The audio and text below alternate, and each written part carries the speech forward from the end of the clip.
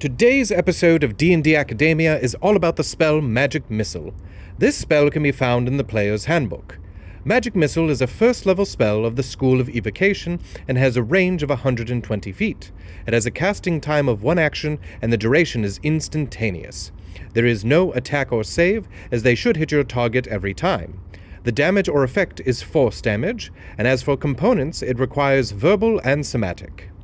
With the spell, you create 3 glowing darts of magical force. Each dart hits a creature of your choice that you can see within range. A dart deals 1d4 plus 1 force damage to its target. The darts all strike simultaneously, and you can direct them to hit one creature or several.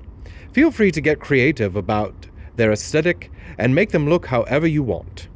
At higher levels, when you cast the spell using a spell slot of 2nd level or higher, the spell creates 1 more dart for each spell slot level above 1st.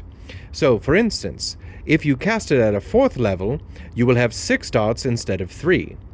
Here are some semantics for you. Always roll the damage once, and that will apply for each of the darts, meaning you don't roll damage for each hit. Since you can fire multiple missiles at one target, that means if a creature is having to roll concentration checks, they would have to roll a check for each missile. Since there is no dexterity save involved in this, half cover or 3/4 cover won't block Magic Missile. Only full cover will. Also, keep in mind the spell hits with damage for each dart, but it is still considered one attack, so you cannot take out all 3 death saves for a downed character. Other than specific spells or magic items, nothing can stop Magic Missile from hitting its target. A fun thing you could do, if you are an Order of the Scribes wizard, is you can rewrite the damage type to a different type.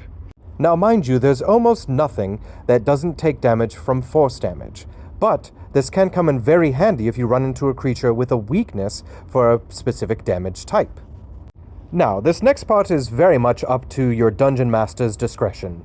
If you have a sorcerer that has a metamagic ability of Twin Spell, technically Magic Missile can target 1 creature, which means that you could spend sorcery points instead of upcasting the spell to get 3 more darts against another creature. This episode of D&D Academia has been all about the magic spell, Magic Missile. I hope you enjoyed it, and please check out our other videos. See you next time!